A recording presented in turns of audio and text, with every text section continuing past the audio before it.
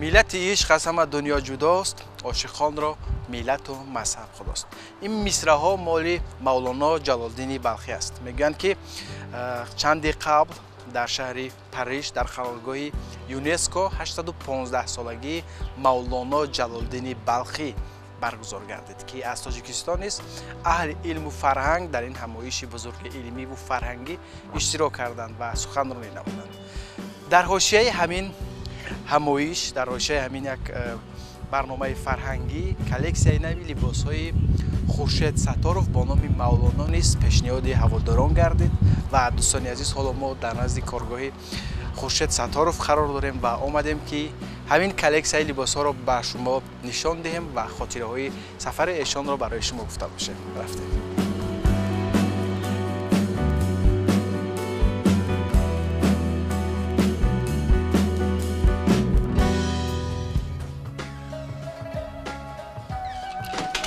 درود بر شما. خب کاران است، مبارک شود. اولین قدم‌ها در عرصه مد حرفه‌ای. ما نوارهای شما رو، من عکس‌های شما رو در شبکه‌های اجتماعی، در رسانه‌ها من خیلی زیاد تبلیغ شد همین چیز و این یک فکر می‌کنم که یک رویداد نو بود در عرصه مد تاجیکستان که شما اولین کسی بودید که قدم نهادید به عرصه مد پروفسیونالی حرفه‌ای. مبارک شود بازی. سلامت باشید. تشکر بفرمایید. اولین سفر شما برای 815 سالگی مولانا جلال‌الدین بلخی بود و یک کلکسیه بودید. اونجا نام داشت مولانا، نه؟ بله. این کلکسیه را چگونه انتخاب کردید؟ ایده‌اش از کجا پیدا شد؟ ایده کلکسیه مولانا پیش از رفتن به این جشن یک 6 ماه قبل به من خبر کردند که جشن مولانای بزرگ می شود در فرانسه در تالاری با شکوه یونسکو و من تصمیم گرفتم که این کلکسیه خود را آماده سازم پیش از رفتن. در دوام 6 ماه آموزش بود و چگونه پیدا کردن انمون یک نقش‌های قدیمی که به این موضوع نزدیک باشد و به این موضوع باید میخورد در پاره‌های جامه‌های قدیمی تاجیکی نقش و نگارهای قدیمی را با رنگ‌آمیزی قدیمی جا کردم و کلکسیه را آماده کردم و در جشن مولانا و این کلکسیه را نیز به نام مولانای بزرگ نامگذاری کردم. چند کلکسیه بردید در کلکسیه مولانا 12 لباس بود. 12 جامه ها بودند که به معرض تماشا گذاشته شده بود در روز کشوده شوی جشن مولانا و خیلی جالب و پسند آمد به تماشابین و وقتی که ما کشوده شوی را با این جامه های با شکوه دستوزی هنر زیبای تاجیکی نمایش دادیم،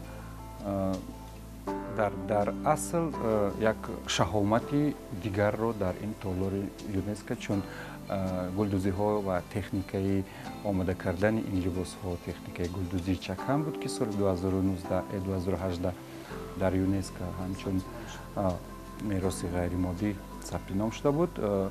باز یک بار دیگر در آنجا وقتی پیدا شدن و وقتی به نمایش گذاشتیم و وقتی که راه می رفتن این تالار از دیدن این لباس ها فکر کنم یک شهامتی در خاص پیدا کرد. مردم چگونه استقبال کردن؟ چون اونجا میمانان خیلی زیاد بودن از تمام گوشه دنیا، خب برای تجلیل جشن مولانا آمده بودن.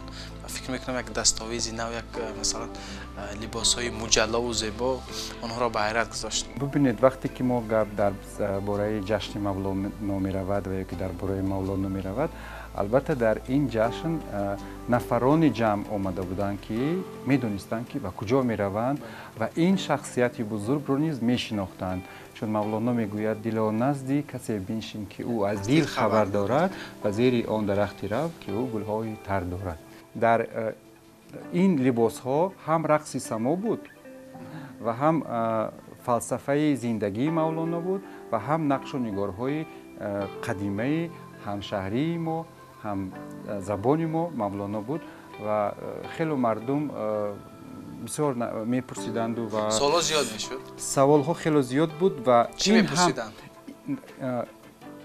چگونه این نقش و نگارهای قدیمی را از سر نو احیا کردند و نگاه داشتند وقتی که چکن 3000 سال تاریخ داشته باشد و این نقش و نگارها نیز خیلی تاریخ قدیمه دارند و همه اینها را جمع آورده با یک طرز نو با یک شهامت و زیبایی دیگر در پاریژ به نمایش گذاشتن کاری آسان نیست و این هم سبب شد که باز دوباره من برگشتم به فرانسه. وقتی که من به جشن مولانا رفتم غیر از کلکسیای مولانا من همراه خود کلکسیای نوی خود را به نام میراث که از نقش و نگارها و سوزنی‌های استرافشن و پنجکند آماده شده بودند و در یک طرز نو و یک شکل زمانوی آماده شده بود. این کلکسیای را نیز به همراهی خود بردم و گلدخترانی که در ثبت ها میبینید این هم باشد گلدختران تاجیک بودند که در اروپا زندگی میکردند و همه برای دستگیری هنر، برای دستگیری کشور و برای معرفی کردن این زیبایی و این شهامت لباس های ملی تاجیک همه یک جا آمدیم، جمع شدیم و با من همراهی من ویدیوگراف و صورتگیر و هم نواربردار بود که همه اینها رو مصاحبه میکردیم در خیابان های پاریژ. وقتی که ما جاها رو انتخاب کردیم برای ثبت کردن روز دیگر برآمدیم برای ثبت کردن از لوور شروع کردیم و در نزد عرفه تریومفال و مناره بلند ایفل در آنجا از سببی که هم آدم زیاد بود و خیلی ها برگشته باز یک بار نگاه میکردن نمیدونم برای چی و دقت مردم رو در حقیقت جلب میکرد. حتی به نزد ما اومده میپرسیدن که شما از کدام کشور، شما از کجا؟ 1000 نفری که لباس ها رو دیدن، 1000 نفری که با ما هم صحبت بودن و 1000 نفری که خیلی خوب پذیرایی کردن و عاشق شدن به لباس ها. اگر 100 نفری آنها همچون سیاح به کشور ما بیاید اگر من خودم رو خیلی خوشبخت حس میکنم که من توانستم اقلا یا 10 نفر رو اقلا جلب کردم و به کشور افسانوی تاجیکستان دعوت. خب و دوستان عزیز فرصت اون است که همون لباسایی که در کوچه‌های پاریژ گلدختران تاجیک معرفی کردن یک بار دیگه برای شما نشان دیم و ببینیم و اطراف ایده اون صحبت کنیم. میشود؟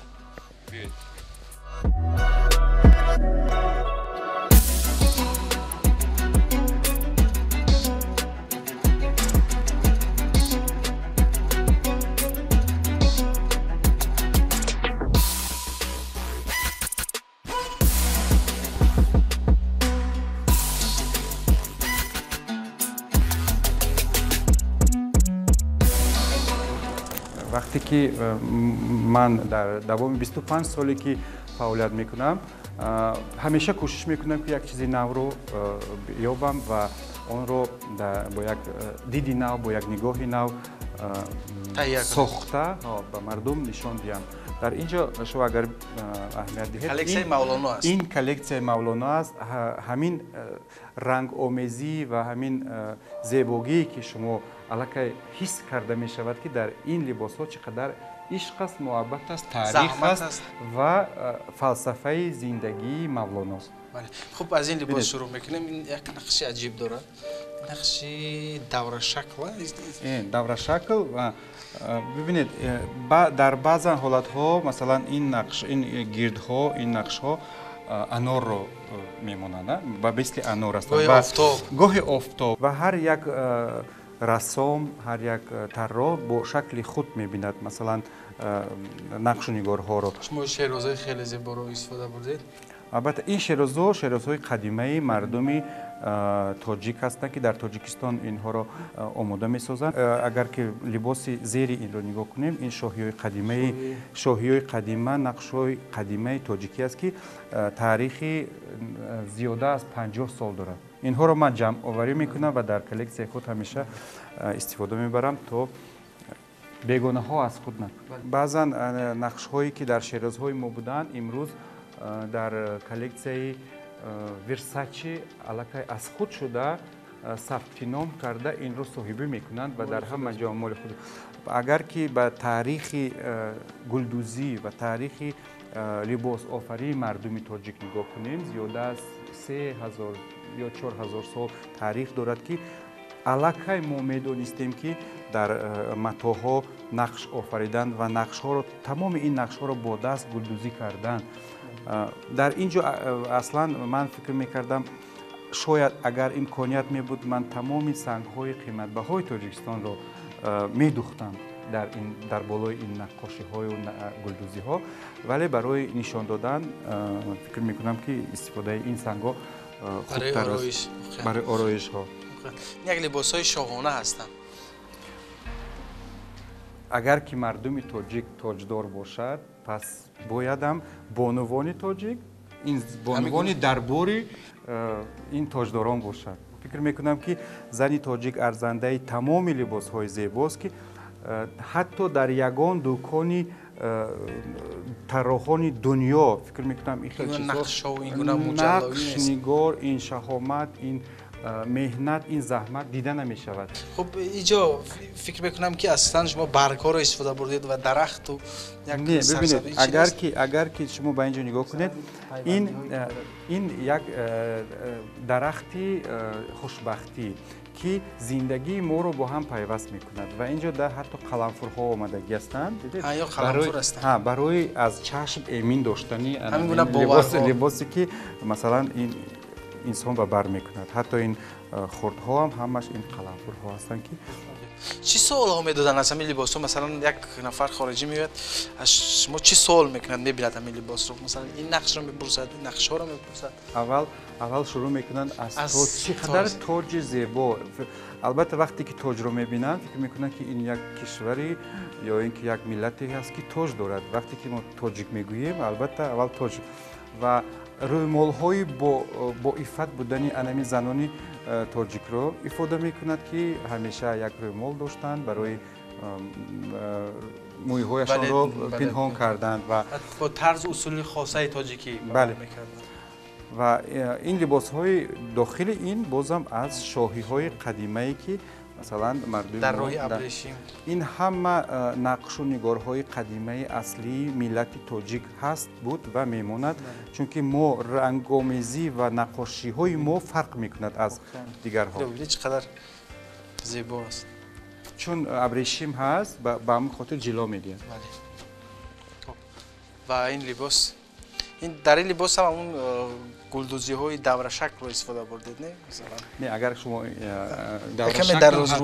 دور شکل و در این پایان به مثل یک کوزه که داخل این کوزه یک گل است و زیر این هم همون متای استفاده برده ای که از شاهی قدیمه ای که تاریخی 70-80 سال دارد. خورشید ستارov در برابر اونه که یک طراح خیلی موفق است همچنین کلکسی های خاص خود را دارد. کلکسی های لباس های قدیمه هم متاها هم لباس ها و هم سوزنی های قدیمه رو من جمع آوری میکنم. در آینده فکر میکنم که حتما باید یک موزه داشته باشم که موزه لباس های ملی متاهای ملی چون این همه این چیز رو امین داشتند چون در زمانی که عین حال تمام دنیا آمیخته میشوند این با این از این میگیرند اینش از این میگیرد بعد و یک نمونه داشته باشیم دلیل همچون دلیل چون که ما خودمون همچون یک ملت همچون یک ملتی که تاریخی کهن دارد معرفی کرده تانیم.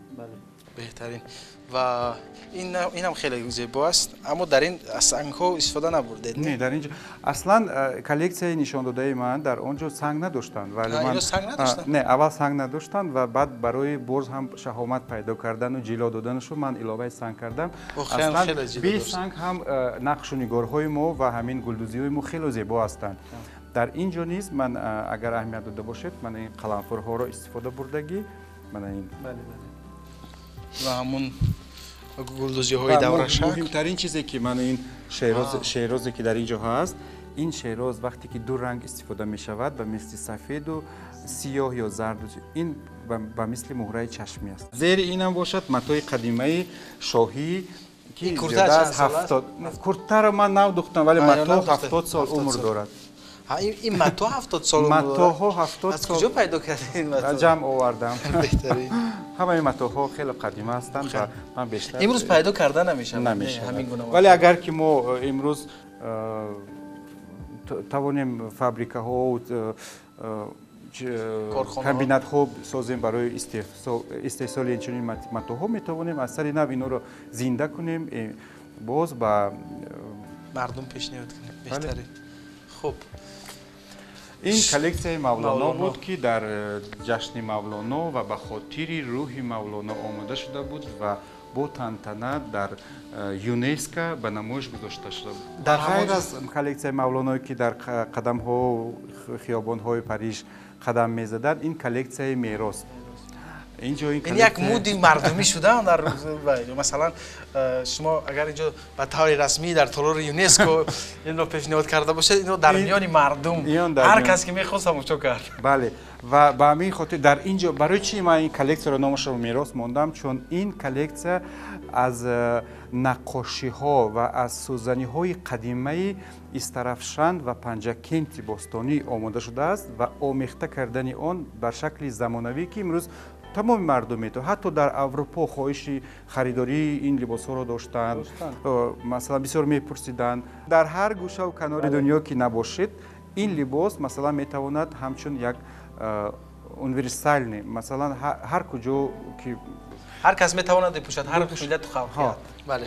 و این هم خلط های خیلی زیبا و با اینا. این بالاپوش هم شیم دارد و هم بالاپوش زیبا دارد. غیر از این با چرم آماده کردن من چنین کیف ها مثلا. خب این رو هم شما تیار کرده؟ بله. در چرم دوختید این رو؟ نه این گلدوزی قدیمی رو ما با آمیخته کردیم با چرمی تازه، چون مثلا اگر یک بانو این لباس داشته باشد میتواند با مثل همین لباسش از کمپلکتش سمکه داشته باشد. بهترین.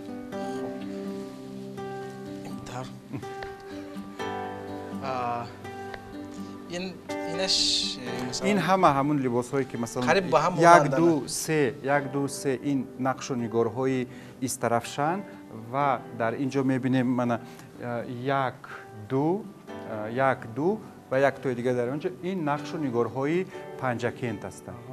شما از کجا پیدا کردید اینجا؟ البته وقتی که من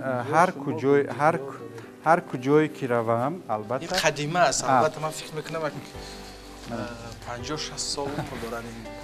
50-60 سال عمر دارد. زردیواری ها هر منطقه تاجیکستان برای هر یک منطقه با همین نقش رو در کدام لباس استفاده بردید؟ این نقش رو در لباسی که من اینجا بود. همین لباس ها؟ بله خیلی عجیب. این نقش خاصی مردمی استرافشان است و نقش های دیگر هستند خاصی مردمی پنجکین. هم نقش های خیلی زیاد از منطقه های گوناگونی تاجیکستان جمع آوری کردم و آنها رو با طرز و دیدی نو ولی با فکت و دلیل. مثلا وقتی که ما یک نقش رو میگوییم که این نقش باید اثبات کرده توانیم.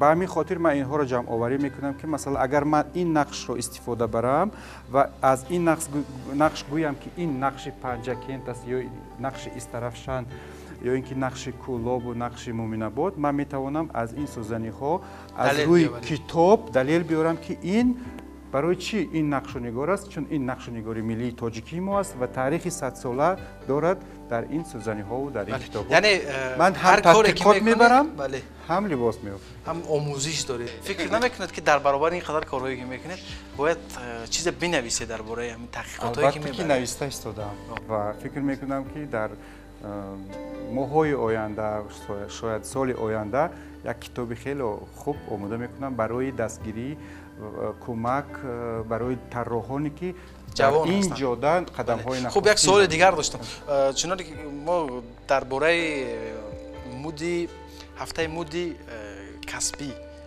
که دوباره شما با پاریس دعوت شدید نگفتیم مالش. خب درباره این بگید که چگونه دعوت کردن شما رو اونجا چی گفتید؟ خب ببینید وقتی که من رفتم به پاریس در پاریژ این مرکزی مود دنیا مخصوص در ساحه مود خیلی پیش رفتن و این هفته های مود خیلی با یک شکوه شهامت زیبا برگزار میگردد و در تالار یونسکو یکی از نماینده های هفته مود بودند که لباس های مرا دیدند و از من سوال کردند که چرا شما به هفته مود نمیآید توجه مردم رو با این زیبایی ها جلب کنید. من گفتم اگر دعوت کنید من حاضرم، ولی ببینید که من امکانیت نداشتم که زیاد ایستم و من باز برگشتم و در کوتاه‌ترین مدت باز آماده شدم و برگشتم به پاریژ برای در اونجا آن همون کلکسیون مولانا رو برده بودم که در کلکسیون مولانا با هم گلدوزی و هم با سنگکاری های بودن که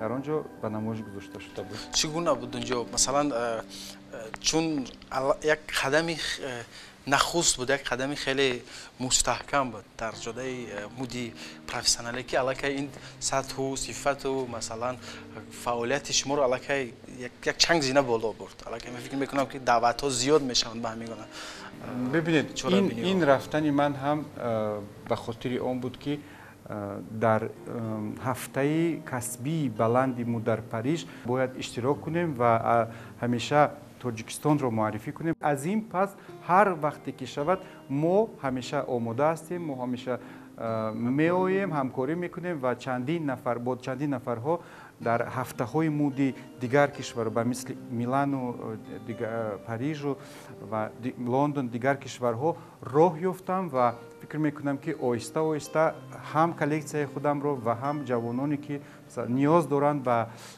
معرفی و ایده دارند میتوانم دستگیری کنم و به این تالارهای بلندی بین المللی مود راه نشان دهم. من فکر میکنم که یک نفر نمیتواند همه این چیزها رو به عهده گیرد و معرفی کند. به همین خاطر من فکر میکنم که در یک جایگی ما میتوانیم. به همین خاطر من به جوانان همیشه توصیه میدیم که کوشش کنند، جستجو کنند، چون خیلی چیزهای زیاد داریم که تا حال ما آنها رو دست نرساندیم. از نقش و نگارهای بلندترین کوههای بدخشان و درواز و برتنگ و تا به این وادی حصار و زرافشان، همه جای تاجیکستان پر از استعداد و هنر و زیبایی است. به همین خاطر جوانان جستجو کنید، کوبید، یابید و همیشه به آنها میگویم. خب من میخواستم درباره نقشه های آینده شما بگم که چه کلکسیون تازه رو روی دست دارید؟ البته هر یک ایجادکار فکر میکنم همیشه در تلاش است، در جستجو است و من این زمان در بالای پروژه نوی خود کار میکنم که لباس های عروسی زمانوی با نقش و نگارهای ملی که فکر میکنم باید تمام بانوان ما عروس های تاجیکانه هم زمانوی هم تاجیکانه خیلی لباس ها داشته باشند و یک کلکسیون نو شاید در ماه‌های آینده آماده می‌سازم برای پیشکش مردم لباس‌های عروسی. تشکر. سلامت باشید. سلامت باشید. خوش آمدید. واقعا خیلی کاری بزرگی کردید در یک ماه اخیر و فکر می‌کنم که اکنون مسئولیتی بزرگتر به دوش شما افتاد بعد از این قدم‌های استوار در جاده مودی پروفسیونالی و قرار می‌خوام به کار شما موفق باشد. تشکر زیاد. دوستان عزیز، همینجا به انتهای برنامه میگوین که رسیدیم. یادآور میشم که این برنامه رو از استودیوی خورشید ستارов پیشنهاد شما گردانیدیم و درباره کلکسیون مولانا و میراث معلومات دادیم. مطمئنم که این برنامه برای شما پسند آمد. سربلند و فیروز باشید. خیر.